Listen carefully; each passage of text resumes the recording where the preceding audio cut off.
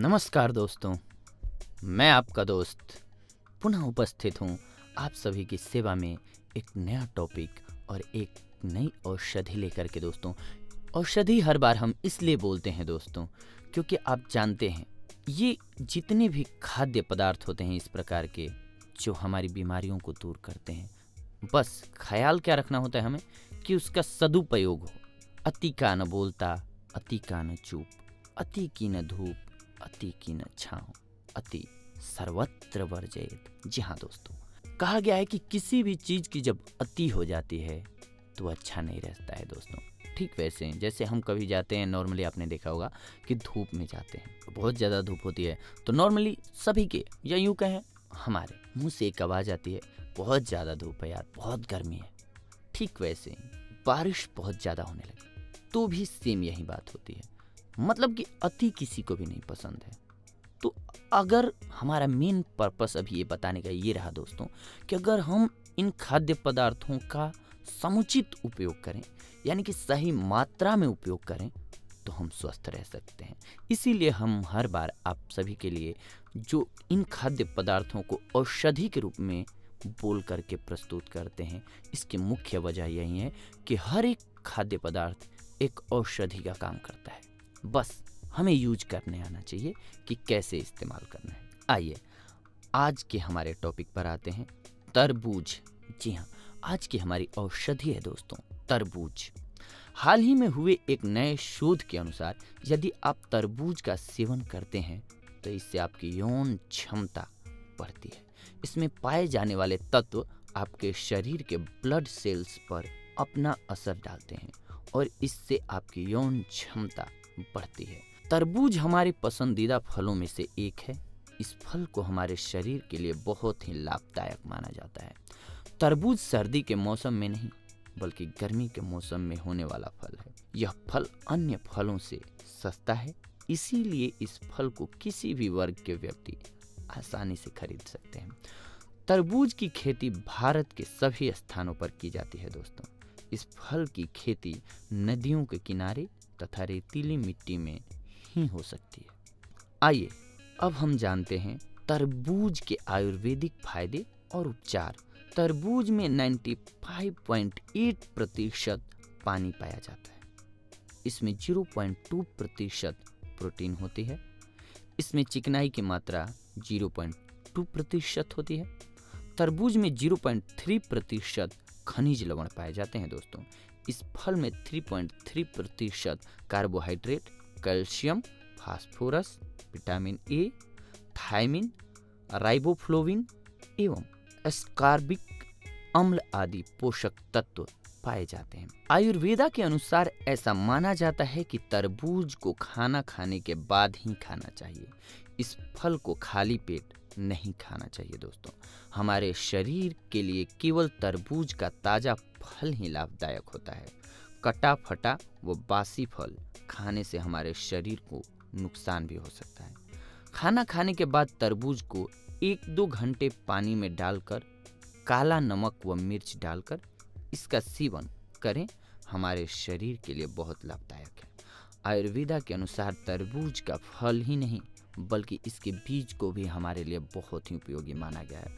तरबूज के बीजों का प्रयोग तेल बनाने में किया जाता है। तरबूज का रस हमारे शरीर के लिए कितना लाभकारी होता है ये भी हम आपको बताते हैं। नंबर 1, यह ठंडा होता है। नंबर 2, इसका रस स्फूर्ति देने वाला होता है।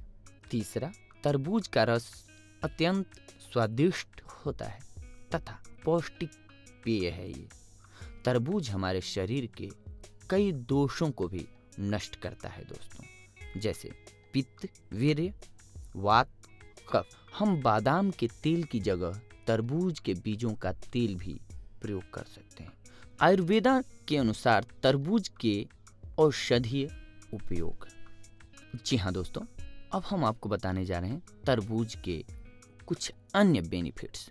उच्च रक्तचाप। जी हाँ दोस्तों, उच्च रक्तचाप से तरबूज का बीज तथा इसके रस का सेवन हमारे लिए अत्यंत लाभदायक होता है। इसके बीज का सेवन करने के लिए 2 चम्मच बीज को छाया में सुखाया जाता है, फिर इसके बीजों को पीसा जाता है। उसके बाद 1 कप उबलते पानी में 1 घंटा भिगोया जाता है। फिर चम्मच से हिलाकर छानकर दिन में 4 बार पिएं। इससे पीने से टखनों के पास की सूजन, हाई ब्लड प्रेशर आदि में हमारे शरीर को लाभ पहुंचता है। उच्च रक्तचाप में हम तरबूज के रस का सेवन भी कर सकते हैं दोस्तों। कब्ज, जी हाँ, जिन लोगों को कब्ज रोग है वे तरबूज का सेवन कर सकते हैं। तरबूज खाने से हमारी आंतों को एक प्रकार की चिकनाई मिलती है, जिससे हम कब्ज रोग से मुक्त हो सकते हैं। सिर दर्द, जिन्हें गर्मी के कारण सिर में दर्द होता है उनके लिए तरबूज के रस का सेवन अत्यंत लाभदायक है। इसका सेवन करने के लिए तरबूज के रस में मिश्री मिलाकर पिया जाता है। इससे गर्मी के कारण हो रहे सिर दर्द में आराम मिलता है दोस्तों। खाना पचाना, जी हाँ, डाइजेशन।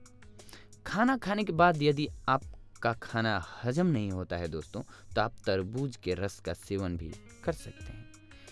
इसके सेवन से आपका खाना जल्दी हजम होगा तथा इसके सेवन से जठराग्नि क्रियाशील होती है और हमारा ब्लड भी बढ़ता है दोस्तों। इसके साथ साथ मूत्रावरोध, जी हाँ दोस्तों, अगर आपको पेशाब होने में प्रॉब्लम होती है तो उसे भी ये दूर करता है।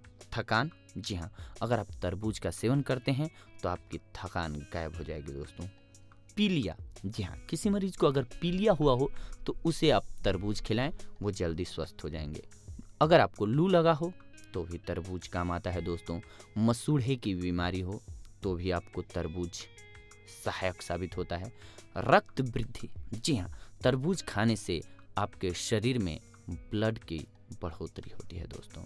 मूत्रदाह, जी हाँ, यदि आपको पेशाब की जलन को दूर करना हो तो आप तरबूज का सेवन कर सकते हैं दोस्तों।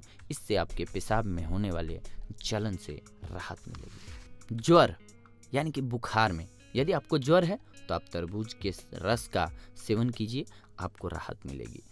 सुजाक, जी हाँ दोस्तों, यदि आपको सुजाक रोग है तो उससे बचने के लिए तरबूज का सेवन आपके लिए अत्यंत लाभदायक होगा। तरबूज को अब कैसे हम यूज करें ये बताते हैं दोस्तों आपको। तरबूज में छेद कर लें, उसमें 8 ग्राम कलमी शोरा और 60 ग्राम मिश्री भर दें। इसके बाद उसे बंद कर दें, उसे रात को खुले में रख दें। सुबह उसके अंदर से पानी निकालकर 1 सप्ताह तक पिएं। इसे पीने से आप सुजाक रोग से मुक्त हो जाएंगे दोस्तों। सूखी खांसी में भी ये बेहद लाभकारी है। यदि आपको सूखी खांसी है तो आप तरबूज का सेवन कर सकते हैं। इसका सेवन करने के लिए पहले तरबूज के टुकड़े कर लें, फिर टुकड़ों पर काला नमक डालकर खाएं। इससे खाने से आपकी खांसी बंद हो जाएगी दोस्तों। तो इस प्रकार से आज की हमारी औषधि रही दोस्तों तरबूज। अगली बार हम आपसे मिलेंगे एक और नई औषधि लेकर के, एक और नया टॉपिक लेकर के। तब तक के लिए धन्यवाद।